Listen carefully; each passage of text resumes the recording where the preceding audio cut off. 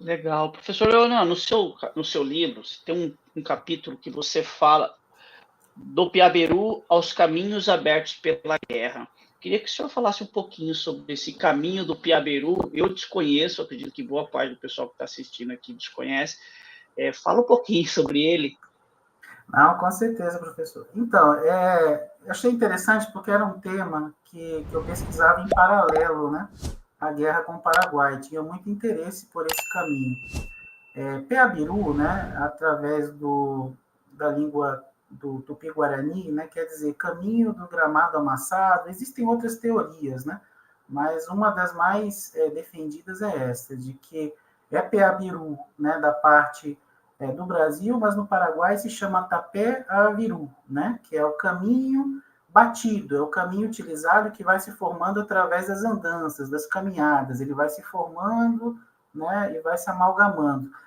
É um caminho transcontinental. É um caminho transcontinental que liga, né, o Oceano Atlântico ao Oceano Pacífico. Já imaginou uma situação dessa? Né? Hoje a gente não tem uma rodovia que faça esse papel, né, transcontinental de um oceano a outro. Mas antes da chegada do europeu aqui, os indígenas, especialmente, né, primeiro do tronco linguístico macro-G, né, e posteriormente os Guarani, utilizaram dessas vias, né, em busca, especialmente os Guarani, né, em busca da terra sem mal, né, aquela terra idílica, né, dos Guarani, né, que acreditavam que conseguiriam atingir o paraíso em vida, né, uma filosofia realmente indígena, né, uma compreensão indígena, cosmovisão indígena, enfim. E eu fiquei fascinado com o tema, passei a pesquisar, vi que posteriormente espanhóis, né, utilizaram o caminho, portugueses utilizaram o caminho para expandir, né, o seu domínio, né, em toda a região, fundando cidades. E esse é um caminho que nasce em duas porções, né? Uma em São Paulo, na região de Cananéia, né, litoral paulista, e outro veio dele é em Santa Catarina, na região de Santa Catarina. E aí você tem esses dois eixos que vão e se encontram, né, em algum momento, na região do oeste do Paraná. E aí esse caminho segue, né, até a região de Itaipu, onde fica a usina de Itaipu, e depois ele segue até a região de Corumbá, né? Corumbá, fronteira ali, na época Mato Grosso, né? Província do Mato Grosso, hoje estado do Mato Grosso do Sul.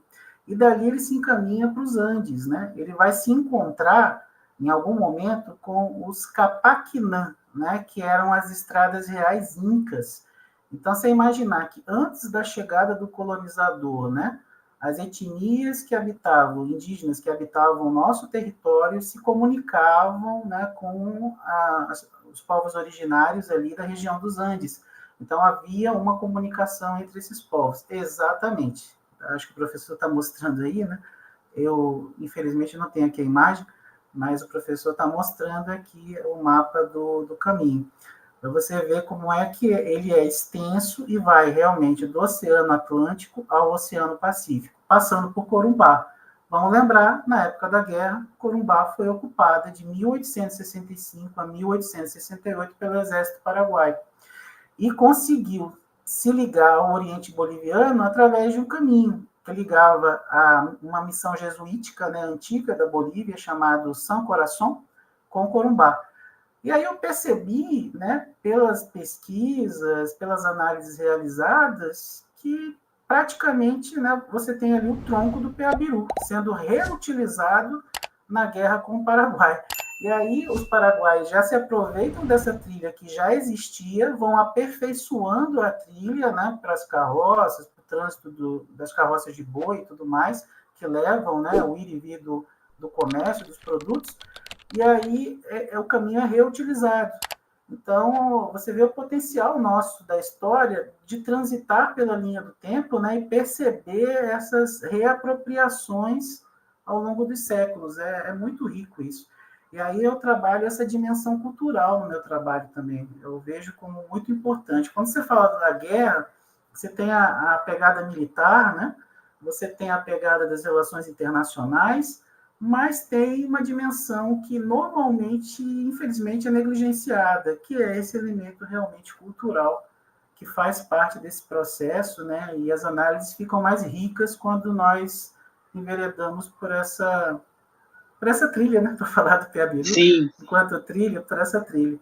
Então, assim, foi um capítulo que me deu muita satisfação em fazer, porque, como eu disse, eram temas que corriam em paralelo e que se encontraram, né? Por conta da pesquisa da guerra.